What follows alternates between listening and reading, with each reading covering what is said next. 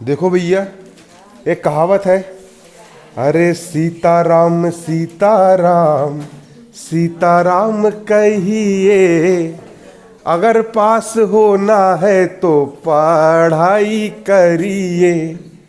तो भैया जिसको पास होना क्या करना पड़ेगा? पढ़ाई करना पड़ेगा। ठीक है, क्या करना पड़ेगा? पढ़ाई। तो आज से हम एक नए अध्याय का प्रारंभ कर रहे हैं, एक नए अध्याय का शुभारंभ कर रहे हैं। ठीक है, कक्षा नौवीं की गणित का अध्याय 12, हीरोन का सूत्र।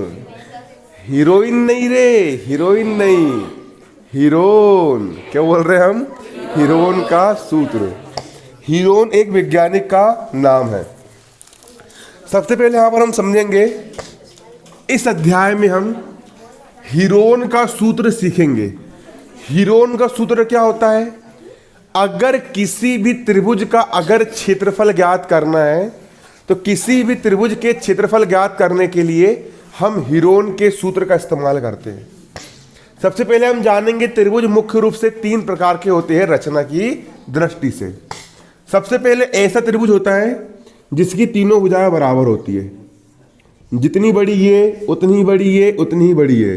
तो जिस त्रिभुज की तीनों भुजाएं बराबर होती है उसे समबाहु त्रिभुज कहते हैं, क्योंकि उसकी सारी की सारी भुजाएं कैसी होती है?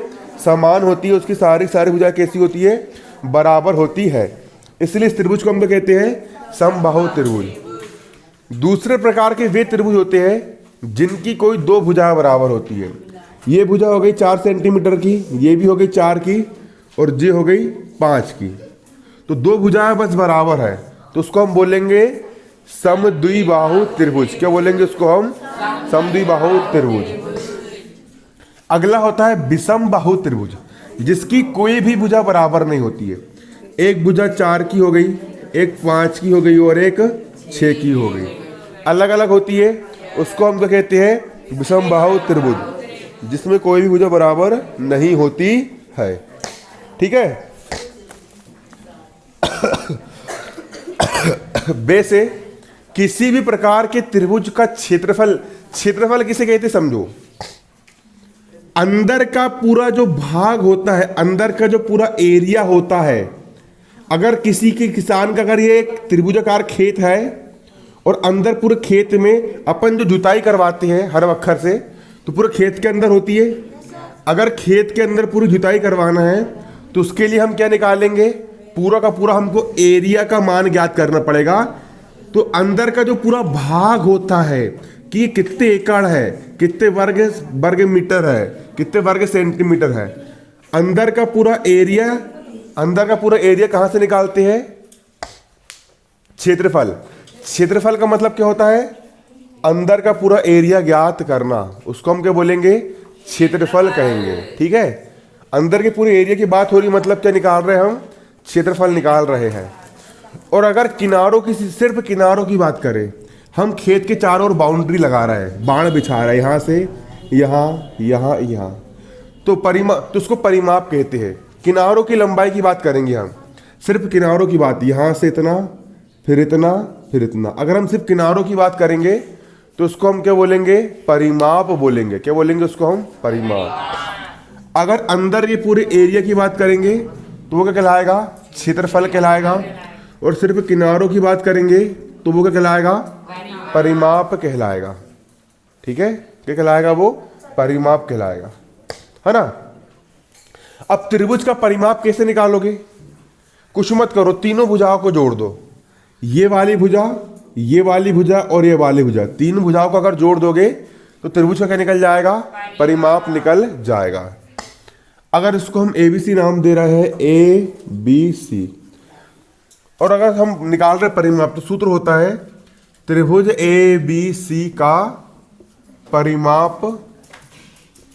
तीनों भुजाओं को जोड़ दो। पहली भुजा क्या हो गई? AB, पहली भुजा AB धन, दूसरी भुजा हो गई BC धन, तीसरी भुजा हो गई CA। इन तीनों भुजाओं को जोड़ दोगे तो त्रिभुज का क्या निकल जाएगा? परिमाप निकल जाएगा, परिमाप। ठीक है। अब हम निकालेंगे त्रिभुज का क्षेत्रफल। तो हीरोन का सूत्र अभी नहीं बताऊंगा मैं, पहले जो नॉर्मल सूत्र अभी तक चला आया है हम उसको देखेंगे। त्रिभुज का क्षेत्रफल क्या होता है बताओ, कोई पुराना वाला सूत्र। त्रिभुज का क्षेत्रफल बराबर होता है 1/2 आधार गुणा ऊंचाई। ये होता है त्रिभुज का क्षेत्रफल, 1/2 आधार गुणा ऊंचाई। त्रिभुज का क्षेत्रफल बराबर होता है 1/2 आधार गुणा ऊंचाई। ये होता है त्रिभुज का क्षेत्रफल। ठीक है, अब ये हो गया आपके त्रिभुज का क्या क्षेत्रफल हो गया। चलो अब हीरोन का सूत्र डालो, हेडिंग। हीरोन का सूत्र क्या होता है? हीरोन के सूत्र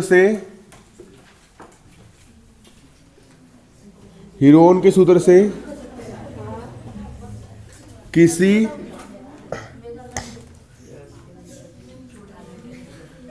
त्रिभुज का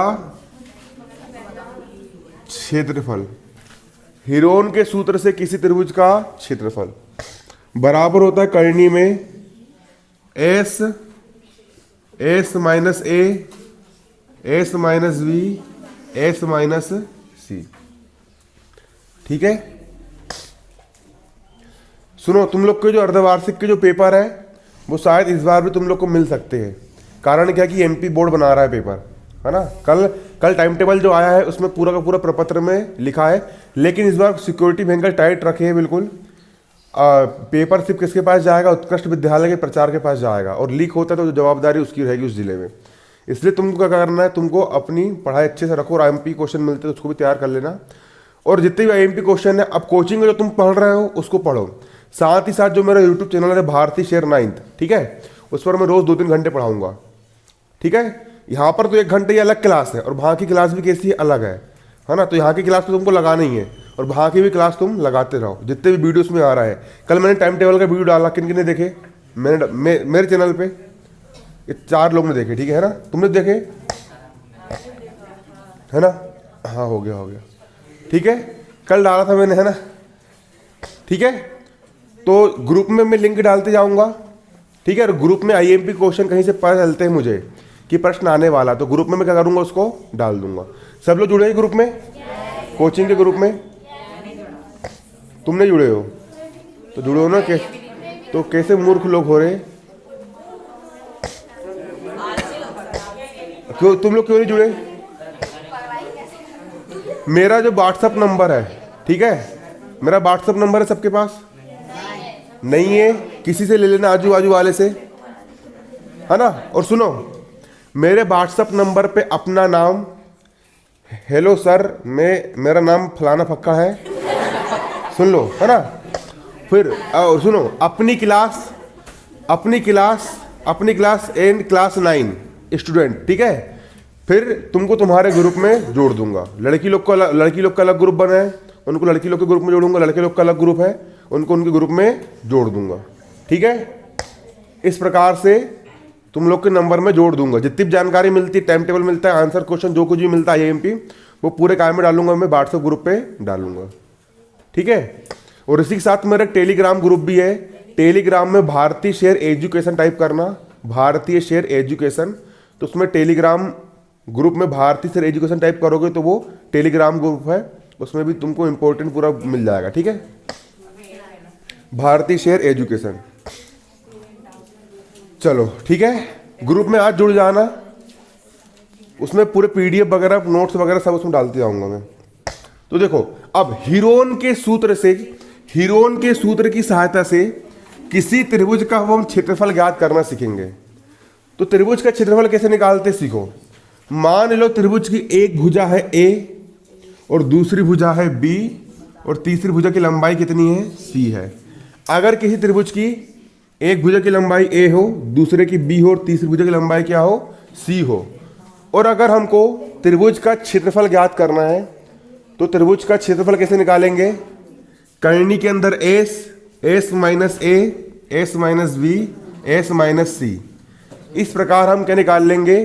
त्रिभुज का हम क्या निकाल लेंगे? क्षेत्रफल निकाल लेंगे। S, S minus A, S minus B, S minus C. ठीक है, जहां ए बी सी क्या है, त्रिभुज के भुजाओं की लंबाई है, भुजाओं की क्या है, लंबाई है। ए बी सी त्रिभुज के भुजाओं की लंबाई है तथा एस क्या है, एस है त्रिभुज का अर्ध परिमाप। लिखो इसको पूरा, त्रिभुज का अर्ध परिमाप। एस का हो गया, एस बराबर। अब अर्ध परिमाप कैसे निकालोगे, यहां पर ये सीखो। अर्ध परिमाप कैसे निकालते हैं, त्रिभुज का पूरा परिमाप क्या होता है, तीनों भुजाओं का योग। अगर मैं तीनों की तीनों भुजाओं को मैं जोड़ दूं, त्रिभुज क्या निकल जाएगा, परिमाप निकल जाएगा। पहली भुजा क्या है, ए, दूसरी भुजा क्या है, बी, और तीसरी भुजा क्या है, सी। अगर तीनों भुजाओं को मैं जोड़ दूं, ए धन बी धन सी, जोड़ दिया तो ये त्रिभुज का क्या निकल गया, परिमाप निकल गया, निकल गया परिमाप। और अगर मैं इस परिमाप का आधा कर दूं, परिमाप के आधा करने का मतलब होता है इसमें दो का भाग दे दो। अगर मैं परिमाप का आधा कर दूं तो क्या निकल जाएगा, अर्ध परिमाप। तो त्रिभुज के अर्ध परिमाप का सूत्र ये होता है, एस बराबर ए धन बी धन सी बटे 2। एस बराबर ए धन बी धन सी बटे 2। त्रिभुज का अर्ध परिमाप होता है एस बराबर ए धन बी धन सी बटे 2। ठीक है, ये सूत्र काय का होता है, त्रिभुज के अर्ध परिमाप का होता है ना। इसको पूरा उतारो।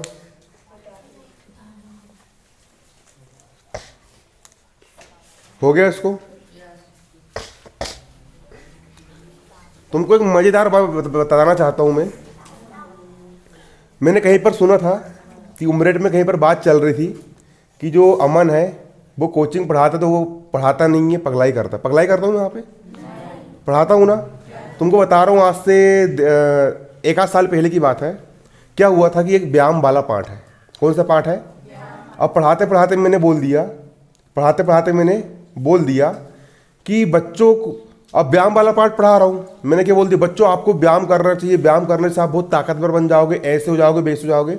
मैंने इस प्रकार से बोला। क्या बोला मैंने, बच्चों आप पढ़ाई करो, ताकतवर बन जाओगे, है ना। और मैंने उनको बताया, देखो मैं रोज़ दिन 100 पुशअप से लगाता हूँ, और सही में लगाता हूँ, अभी बंद कर दिया हूँ। मेरी बॉडी देखो कितनी भयंकर की है, डेली 100 पुशअप से लगाता हूँ, मैं बाइक को उठा सकता हूँ दोनों हाथ से। तो तुम लोग भी ताकतवर बनो। और मेरे पास हाफ टी शर्ट थी, मैंने उसको उठा करके बॉडी दिखा दी ऐसी, मतलब ये देखो बच्चों, ये बॉडी है ना, सलमान खान के स्टाइल में, ठीक है ना। तो उतने में एक लड़का ने उसके घर वालों को बताया कि अमन भैया पढ़ाते नहीं है, बॉडी दिखाते करके बच्चे लोग को। तो उसके पेरेंट्स लोग मार्केट में चर्चा कर रहे थे कि अमन पढ़ाता लिखाता नहीं है, वो बच्चे लोग को क्या दिखाता है, बॉडी दिखाता है, ऐसे में उसके पास कोचिंग कौन जाएगा। तो मैंने बोला भैया, मेरे को फिर एक लड़का ने बताया कि कहीं पर तेरी बात चल रही थी, ठीक है, सोनी लोग, उमरेड के सोनी लोग ऐसा बोल रहे थे करके, पेरेंट्स लोग, है ना। फिर मुझे बाद में पता चला कहीं पर बात चल रही थी, पता नहीं कहाँ। उधर क्या कर रहा तू, बहुत अच्छा लड़का है वो, है ना, पूरी फीस जमा भी उसकी, इधर जब तुम्हारी जमा नहीं होगी, है ना। देखो सुनना, मतलब यही चर्चा चल रही थी। तो फिर मैंने सोचा, फिर मैंने पता करा कि किसने बताया। तो जिस लड़के ने बताया ना, ठीक है, उसने खुद ने, साले ने कम से कम 3 महीने की फीस नहीं दिया, पढ़ के निकल गया। उसके फ़ोन लगाया मैंने घर पे, फीस तक जमा नहीं करा। कितने महीने की, 3 महीने की उसकी फीस जमा नहीं है। पढ़ लिया, पास हो गया, जोड़ना घटाना नहीं आता था उसको। और पढ़ने के बाद, पास होने के बाद परसेंट कितना बनाया, 70 80 60 70% भी बना के पास भी हो गए। और ऊपर से फिर पैसे भी नहीं दिए, फीस भी नहीं दी, फीस भी डुबा ली है। और ऊपर जाके मार्केट में क्या कर रहा है, बुराई कर रहा है। कई ऐसे किस्म के लोग भी मिल जाते हैं, है ना कि नहीं। मैं बता रहा हूँ, पहले ना मैंने बच्चों लोग को बहुत फ्री में पढ़ाया हूँ, फ्री में 1 साल तो फ्री में पढ़ाया हूँ, 1 साल 50 रुपये महीने में पढ़ाया हूँ। फिर मेरे को समझ में आया कि दुनिया में कोई किसी का होता है क्या, नहीं होता है। आज तुम लोग मेरे पास पढ़ रहे हो, आने वाले साल तुम किसी और के पास पढ़ोगे। आज तुम यहाँ बैठो, कहीं आने वाले साल तुम कहीं और बैठ जाओगे, फिर उसके आने वाले साल कहीं और बैठ जाओगे। इसलिए फिर मैंने अपना एक नियम बनाया, जिसको मेरे को सर्जी करके बोलना है वो सर्जी करके बोले, और जिसको मेरे को गाली बकना है बके गाली, मुझे फ़र्क नहीं पड़ता है। कोई मेरे पीठ पीछे गाली बके, कोई मुझे उठपटांग कुछ भी बोले, मुझे फ़र्क पड़ता है क्या, नहीं पड़ता है। क्योंकि कोई मुझे अच्छा कहे, किसी के अच्छा कहने से मैं अच्छा नहीं बन जाऊंगा, और किसी के बुरा बोलने से मैं बुरा नहीं बन जाऊंगा। मैं क्या हूं वो मैं जानता हूं, मेरी क्वालिटी में जानता हूं। किसी के अच्छा बोलने से मैं अच्छा नहीं बन जाऊंगा, और किसी के बुरा बोलने से मैं बुरा नहीं हो जाऊंगा, मेरी क्वालिटी में जानता हूं। ठीक है, इसलिए मुझे फर्क नहीं पड़ता। इसलिए मैंने अब सिस्टम सोच लिया हूं, बच्चों को महीने भर पढ़ाओ और उनसे महीने की फीस लो। उसके बाद भैया आपको जहाँ लगे वहाँ जाओ कोचिंग, है ना। उसके बाद फिर आपको जिसके पास पढ़ना 10वीं क्लास आप वहाँ पढ़ लो। मैं किसी को नहीं बोलता हूँ, ठीक है। पिछले बार 9वीं क्लास में बहुत बच्चे ने पढ़ करके गए, और 10वीं में मात्र कितने आए, मेरे पास 20 से 25 बच्चे आए। इसलिए मैंने सोच लिया तुमको अभी पढ़ना है मेरे पास पढ़ो, नहीं पढ़ना है मत पढ़ो, ठीक है। इस बस मैं इसलिए सिस्टम बना लिया हूँ मैंने, क्या कि मैं पढ़ाऊँगा एक महीने, बदले में आपकी जो फीस है 200 रुपये पर मंथ वो मैं लूँगा। फिर आपको गाली बकना मुझे गाली बको, आपको मेरी तारीफ़ करना तारीफ़ करो, मुझे फ़र्क पड़ता है क्या, नहीं पड़ता है, ठीक है। वो मन में एक बात थी इसलिए मैंने सब बोल दिया आप लोग को ना। सही बात है गलत बात है आप बताओ मुझे, ऐसा रहता है, ठीक है। तो समझ में आ गया आपको ये त्रिभुज का क्षेत्रफल, त्रिभुज का अर्ध परिमाप क्या होता है। तीनों भुजाओं को जोड़ देंगे, ए धन बी धन सी बटे, और परिमाप का अपन कर देंगे आधा, तो क्या निकल जाएगा, त्रिभुज का अर्ध परिमाप निकल करके आ जाएगा, है ना। अब इसके बाद देखो, अब हम करेंगे यहां पर कुछ सवाल। एग्जाम्पल नंबर 1 उतार दे इसको पूरा, चलो जल्दी उतारो।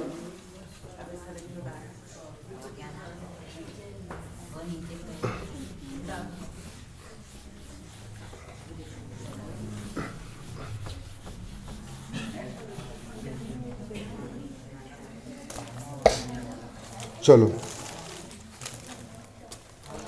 अब यहां पर एग्जाम्पल नंबर 1 देखो। एग्जाम्पल कौन सा, एग्जाम्पल एक है, एक त्रिभुज का क्षेत्रफल ज्ञात कीजिए। एक त्रिभुज का क्षेत्रफल ज्ञात कीजिए जिसकी दो भुजाएं, जिसकी दो भुजाएं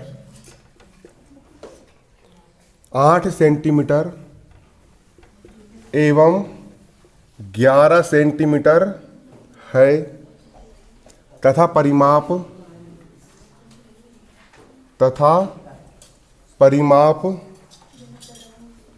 32 सेंटीमीटर है। सवाल उतार लिए। और तुम लोग को एक बार बताना चाहता हूं, आज से जब मैंने सबसे फर्स्ट बेस्ट लगाया था अभी तक उम्र में मालूम है किसी का भी परसेंटेज मेरी, जब खुद मैं 9th में था, मेरा 9th में परसेंट कितना बना, मेरा 83 बना 9th क्लास में। 10th क्लास में मेरा परसेंट कितना है, 89 है। हालांकि मैथ्स में 95 नंबर रहे, और 10वीं क्लास में भी मैथ्स में 95 नंबर रहे। 11वीं क्लास में मेरा परसेंट कितना है, 87, इसमें भी मैथ्स में 92 नंबर है मेरे। इसके बाद 12वीं क्लास में मेरा परसेंट कितना बना, 89 बना, 89 पॉइंट कुछ, 90 से 2 नंबर कम हो गए थे, ठीक है। और मेरा मैथ्स में 97 नंबर रहा, कितने नंबर रहा है, और पूरी क्लास का टॉपर रहा हूँ। मैंने खुद ने रिकॉर्ड तोड़ा हूँ। इतना परसेंट मेरे बनाने के पहले किसी ने नहीं बनाया था। आज से 4-5 साल पहले की बात हो गई है। 10वीं क्लास को 7-8 साल निकल गए, ठीक है। रिकॉर्ड तोड़ा था मैंने, ठीक है। इसके बाद जब मैंने कोचिंग लगाया तो 9वीं क्लास से एक बहुत सारे नाम में बताऊंगा मैं, एक लड़की का 98% बना, 98.2% बना है इसी कोचिंग से, ठीक है। एक लड़की का 94 बना है, एक का 92 बना है, एक का 90 बना है। जब पेपर लिए जाते थे और सीरियसली पेपर होते थे, और गणित जेई वाली थी जो तुमको मैं पढ़ा रहा हूँ इसी कोचिंग से। छिंदवाड़ा में कोई कोचिंग नहीं होगी जहाँ पर इतना हाई परसेंट बनाया, मैं लिख के दे रहा हूँ। आया आपको समझ में। फिर 10वीं क्लास में मैंने सोचा था कि 10वीं में अगर मेरा 98 नहीं बना है तो मैं 98 बच्चों को बनवाऊंगा। फिर जिस लड़की का 98.2% बना था वो पिछले साल 10वीं में MP टॉप करती, पूरे मध्य प्रदेश में पहला नंबर आती, और उसकी पूरी तैयारी भी थी। 2 से 3 लड़की थी जो MP टॉप करती, लेकिन पेपर नहीं हुए। अगर पेपर होते तो शिवानी पवार का नाम हो रहा है ना, कितनी मेहनत करी शिवानी पवार ने, और पूरे वर्ल्ड की कुश्ती जीती है। उम्रेट की लड़की ने, जो क्रिकेट खेलते ना विराट कोहली वगैरह, सचिन तेंदुलकर, वैसी उम्रेट की लड़की शिवानी पवार है ना। उसने पूरे अंतर्राष्ट्रीय स्तर पर भारत का तिरंगा झंडा लहरा करके आई है, कुश्ती प्रतियोगिता में जीत करके आई है। वैसे मतलब इसी कोचिंग के बच्चों का भी नाम होता, ठीक है। तो ऐसी बात रहती है, इसलिए मैं आप लोग को एक ही बात समझाता हूं, आप पढ़ाई कर रहे हो पूरी लगन और पूरी शिद्दत के साथ करो। अभी उमरेट कौन आया मालूम है? केंद्रीय मंत्री, उसके घर आए उमरेट, और उनने बोले है कि एक रोड बनेगी 1.5 किलोमीटर लंबी और उसका नाम रहेगा शिवानी पवार मार्ग।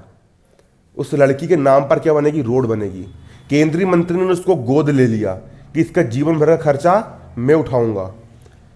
कई सारे नेता लोग आए, ठीक है, विधायक आए, विधायक निधि से वहां पर। तो ये होता है। अभी तुम लोग पढ़ रहे, अभी तुम लोग को कोई नहीं जानता है। अभी उसके पापा को लोग, अब उसके जो पापा है ना, रोड में घूमते हैं ना, तो उसको, उसके पापा को उसके नाम से नहीं जानते हैं, बल्कि उनकी बेटी के नाम से जानते हैं कि ये शिवानी के पापा जा रहा है। अभी तुम लोग को किसके नाम से जानते हैं? तुमको तुम्हारे माँ बाप के नाम से जानते हैं कि ये उसका लड़का है, उसकी लड़की है, ठीक है। जिस दिन तुम कुछ कर जाओगे, जिस दिन तुम कुछ अच्छा इतिहास रच दोगे, तो उस दिन तुम्हारे घर वाले को लोग तुम्हारे नाम से जानेंगे और उनके लिए बहुत बड़ी गर्व की बात रहेगी। और वही इंसान जीवन में कुछ कर पाता है जो मेहनत करता है। एक कहावत होती है, सूर्य की तरह अगर चमकना चाहते हो, जैसे वो लड़की आज सूर्य की तरह चमक रही है, हर कोई तारीफ कर रहा है, हर कोई स्टेटस लगा रहा है उसका, कुश्ती पहलवान, दंगल गर्ल, है ना कि नहीं, लगा रहे हैं। तो सूर्य की तरह चमक रही है, उसने 8 साल मेहनत करी है, वो सूर्य की तरह जली है, मेहनत करी है, परिश्रम करी है, तब जाकर के आज वो सूर्य की तरह चमक रही है। अगर तुम लोग भी चाहते हो कि हमारा भी नाम रोशन हो, तुम 9th क्लास में, अगर तुम 9th क्लास में अगर 95% बना लोगे एक बार, तो तुम्हारा नाम होगा कि नहीं होगा? मेरे को बताओ, होगा ना। तुम 10वीं क्लास में आए और 10वीं क्लास में अगर तुमने 98% बना करके अपना रिकॉर्ड तोड़ दिया, 10th क्लास में तुमने 98% बना करके रिकॉर्ड तोड़ दिया, पेपर के फ्रंट पेज पर तुम्हारी फोटो आई। कल्पना करके देखो कि फलानी लड़की ने, फलाने लड़के ने 10वीं क्लास में पूरे मध्य प्रदेश में प्रथम स्थान पाया। कहां प्रथम स्थान पाया? पूरे मध्य प्रदेश में प्रथम स्थान पाया। 9वीं क्लास में रिकॉर्ड तोड़ दिया। तो एक तुम्हारा जो नाम होगा, तुम्हारे अंदर जो सेल्फ कॉन्फिडेंस आएगा कि नहीं यार, हम भी जीवन में कुछ कर सकते हैं। लेकिन सिर्फ सोचने से नहीं आएगा, उसके लिए सबसे पहले आपको क्या करना पड़ेगा? अपना एक लक्ष्य बनाना पड़ेगा। अपना क्या बनाना पड़ेगा? लक्ष्य बनाना पड़ेगा। और कभी भी सोच छोटी मत रखो, क्योंकि छोटी सोच और पांव की मोच इंसान को जीवन में आगे नहीं बढ़ने देती है। कई बच्चे क्या सोचते हैं, अपन पास हो जाए यार, उतना ही बहुत है। वो कितने का लक्ष्य बनाते हैं? वो बनाते हैं बच्चे 40 से 50% बनाने का लक्ष्य बनाते हैं। जब उसने सोचा ही 40% बनाने की है, तो उसका परसेंट कभी 40 से ज्यादा बनेगा क्या? तुमने सोचा ही हो कि मुझे 1 किलोमीटर बस जाना है, तो तुम 1 किलोमीटर से अधिक जा पाओगे क्या? तुम उससे कम ही जाओगे। जो 40 का लक्ष्य बनाते हैं वो कई बार फेल हो जाते हैं। जो 50 का लक्ष्य बनाते हैं उनका परसेंट 50 से कम ही बनता है। कुछ बच्चे ऐसे होते हैं जो अपना लक्ष्य बनाते हैं 70 से 80% बनाना है, मिडिल में हमको रहना है। जो 70 से 80 के सोचते हैं उनका परसेंट 80 से ज़्यादा बन ही नहीं सकता। तो उन्होंने सोचा ही कितना है? 80 सोचे, वो कितने पे लटक जाएंगे? वो 50 पे 60 पे लटक जाते हैं। कई बच्चे ऐसे होते हैं, मैं अपनी खुद की बात बता रहा हूँ। जब मैं कौन सी क्लास में था? जब मैं 10th में था, मैंने अपना टारगेट बनाया था 98% बनाने का। कितना बनाने का?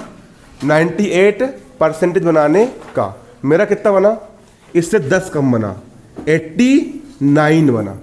अगर मैं 85 का सोचता तो मेरा इतना बन पाता क्या? तो सबसे पहले जो तुम्हारा लक्ष्य है, बारीकी समझना, अपना गोल बनाओ। अपना गोल कैसा बनाओ कि हमें 9th क्लास में, हमें कौन सी क्लास में? 9th में, 10th में, 11th में, 12th में, जो भी क्लास में है ना, 9th क्लास में 98 या 95 या 90% लेकर के आना है। अब तुम्हारा मन में एक प्रश्न उठेगा, अरे यार मैं तो गणित में कमजोर हूं, मैं पढ़ाई में कमजोर हूं, क्या मैं इतना बना पाऊंगा या मैं इतना नहीं बना पाऊंगा? तुम्हारे मन में प्रश्न उठेगा। वो उसको छोड़ो। एक बार अगर तुमने ठान लिए कि मुझे 90 से ऊपर बना करके लेके आना है, अर्धवार्षिक में या वार्षिक में मुझे 98 से ऊपर लेकर के आना है, मुझे 90 से ऊपर लेकर के आना है, ठीक है, सोच लिए ना तुमने, वो काम जरूर सफल होगा।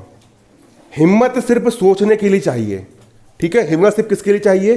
सोचने के लिए। बड़ा से बड़ा सोचो कि हमको 98, 95, 90 से ऊपर हमको परसेंटेज बनाना है।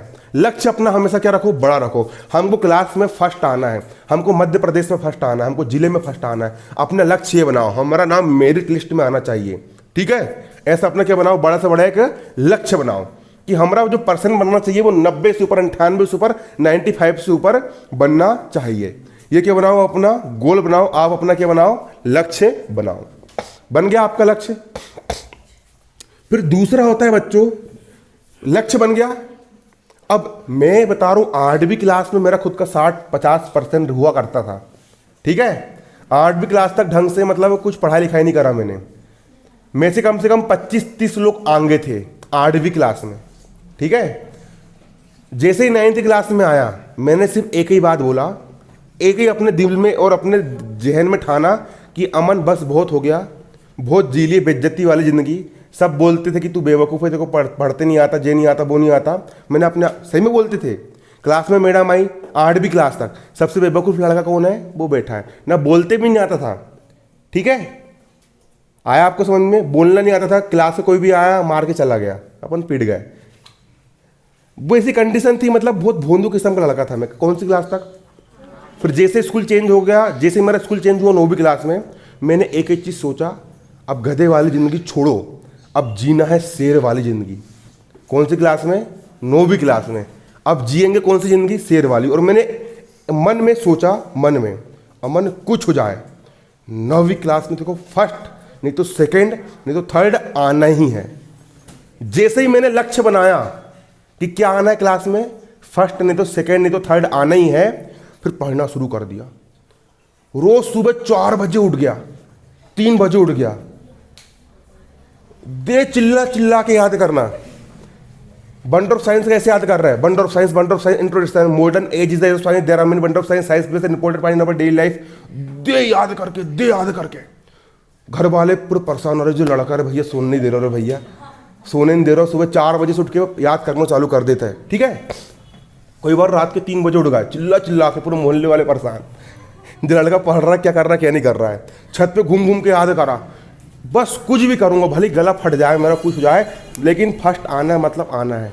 और सीधे फिर जैसे ही मैंने सोचा था फर्स्ट सेकंड थर्ड की, तो 9वीं क्लास में मेरा सेकंड स्थान लगा था, सेकंड मेरा स्थान लगा था। पूरी क्लास चौंक गई, भैया जी अमन इसको हम इतना गधा समझते थे, 9वीं क्लास में क्या आ गया, सेकंड। फिर मेरे अंदर एक हौसला आया। फिर उस समय, फिर जैसे मैं 10वीं क्लास में गया, उस समय तक किसी ने रिकॉर्ड नहीं तोड़ा था, मात्र 83% हाईएस्ट था उस समय। फिर मैंने बोला 98 बनाना है। फिर मैंने इस रिकॉर्ड को ब्रेक करा, मैंने बनाया 89%। पहली बार बना था इतना परसेंट अपने एरिया में किसी का, ठीक है। फिर जो हौसला आया, जो हिम्मत आई, फिर वहाँ से जो आगे बढ़ते चला। तो भी केंद्रीय विद्यालय के जो टीचर होते हैं ना, उसका एग्जाम भी मैंने क्रैक कर चुका हूँ, CTET का। उसका मेरा एक एग्जाम और निकल जाएगा, फिर इंटरव्यू होंगे, उसमें डायरेक्ट मेरी जॉब लग जाएगी, ठीक है। ऐसा होता है केंद्रीय विद्यालय का एग्जाम। फिर जो आगे बढ़ते गए, तो मेन बात क्या है, छोटा सोचना है क्या, हमेशा सोच कैसे रखना है, बड़ी, कि हमको भैया 98, 95, 90 से ऊपर ही बना करके लेके आना है। तुमने सोच लिए, फिर ब्लूप्रिंट के हिसाब से पढ़ना शुरू कर दो, मेहनत करना शुरू कर दो, रोज गणित करो। फिर सुनो, फिर लक्ष्य एक बार अगर बन गया, लक्ष्य बन गया ना, 98 से ऊपर लेकर के आना है, फिर उसके लिए फिर 10 घंटे भी पढ़ना पड़े, 15 घंटे भी पढ़ना पड़े, 24 के 24 घंटा भी पढ़ना पड़े तो पढ़ो। रोज 4 घंटे भी गणित करना पड़े तो 4 घंटे गणित करो। रोज 3 घंटे अंग्रेजी याद करना पड़े तो डेली 3 घंटे अंग्रेजी याद करो। रोज अगर 4 घंटे समाज विज्ञान पढ़ना पड़े, रोज 4 घंटे समाज विज्ञान पढ़ो। जितना पढ़ना पढ़ो, पूरी दम लगा दो, पूरी जान लगा दो, पूरा एड़ी चोटी का बल लगा दो, लेकिन पूरा का पूरा सिलेबस कवर करो जो जो परीक्षा में आने वाला है, और पेपर में सही तरीके से लिख करके आओ। और फिर नहीं बनेगा परसेंटेज तो फिर मेरे को बताना। अर्धवार्षिक परीक्षा है, अर्धवार्षिक परीक्षा में अपनी पूरी जान लगा दो, अर्धवार्षिक परीक्षा में अपने आप को झोंक दो। आज से 12 दिन बाद आप लोग की अर्धवार्षिक परीक्षा है, मात्र 12 दिन है आपके पास, 12 दिन बाद आपकी अर्धवार्षिक परीक्षा है। समाज विज्ञान, हिंदी, संस्कृत, अंग्रेजी ब्लूप्रिंट के हिसाब से और मासिक कैलेंडर के हिसाब। तैयारी कैसे करोगे, मासिक कैलेंडर निकाल लो, मासिक कैलेंडर मोबाइल में होगा तुम्हारे पास, जिनके पास नहीं है मैं ग्रुप में लिंक डाल दूंगा, या विमर्श पोर्टल की वेबसाइट पर जाओ, वहाँ से मिल जाएगा। जुलाई महीने का कोर्स, अगस्त महीने का कोर्स, सितंबर, अक्टूबर, नवंबर, ये 5 महीने का कोर्स निकालो। पहले समझो तैयारी कैसे करना है अर्धवार्षिक की। अर्धवार्षिक की तैयारी करने का फॉर्मेट समझो। सबसे पहले जुलाई महीने का कोर्स, अगस्त महीने का कोर्स, सितंबर महीने का कोर्स और अक्टूबर महीने का कोर्स। ये कितने महीने का कोर्स हो गया? 5 महीने का कोर्स हो गया। इसको निकालो, कॉपी में लिख लो। कॉपी में लिखने के बाद फिर जो ब्लूप्रिंट तुम्हारा आ चुका है, ब्लूप्रिंट के अकॉर्डिंग अपना पूरा सिलेबस तैयार करो। फिर उसके हिसाब से तैयारी करना शुरू करो और दिन रात एक करना शुरू करो और 12 दिन में पूरा कोर्स पढ़ के ख़त्म कर दो और अच्छे से एग्ज़ाम दो। और कहीं से अगर इंपॉर्टेंट क्वेश्चन पता चलती है, पेपर पता चलता है कहीं से, फिर उसको पढ़ो। फिर देखो नहीं बना तुम्हारा 90-95 से ऊपर प्रतिशत, तो मुझे कहना। आया समझ में? उसके लिए क्या करना पड़ेगा? कड़ी मेहनत करना पड़ेगा, अथक परिश्रम करना पड़ेगा। तैयार हो करने के लिए? ये अर्धवार्षिक परीक्षा नहीं है, ये अर्धवार्षिक परीक्षा नहीं है, ये तुम्हारे जीवन की पहली लड़ाई है, ये तुम्हारे जीवन की जंग है। अब युद्ध के मैदान में कूद जाओ और ऐसा पढ़ो कि बिल्कुल जीत करके आना है। ठीक है? अर्धवार्षिक परीक्षा नहीं है, क्या एक प्रकार की लड़ाई है। ऐसे आ रहा वंडर ऑफ साइंस, पूरा ऐसे याद कर लो, निबंध याद कर लो, एप्लीकेशन याद कर लो, हिंदी जो आ रहा है, सामाजिक विज्ञान पढ़ना शुरू कर दो, विज्ञान याद करना शुरू कर दो, गणित का पूरा रिवीजन कर डालो और बिल्कुल कुछ भी करके पेपर में बिल्कुल ये सोच लो कि हम अधिक से अधिक बनाना है रिजल्ट। 80%, 90%, 70%, 70 से ऊपर का ही लक्ष्य बनाना। ठीक है? और बड़ा से बड़ा 95 जितना बना सको, लेकिन 70 से नीचे सोचना ही मत। 70 से ऊपर ही लेकर के आना है, 80 से ऊपर ही लेकर के आना, 90 से ऊपर, 95 से ऊपर ही लेकर के आना है। अब सिर्फ एक ही गोल रखो अपना, क्या? अर्धवार्षिक परीक्षा। उसमें अपनी पूरी जान लगा देना है। ठीक है? जाओ ना, कल से अपन स्पीड में गणित करेंगे। ठीक है?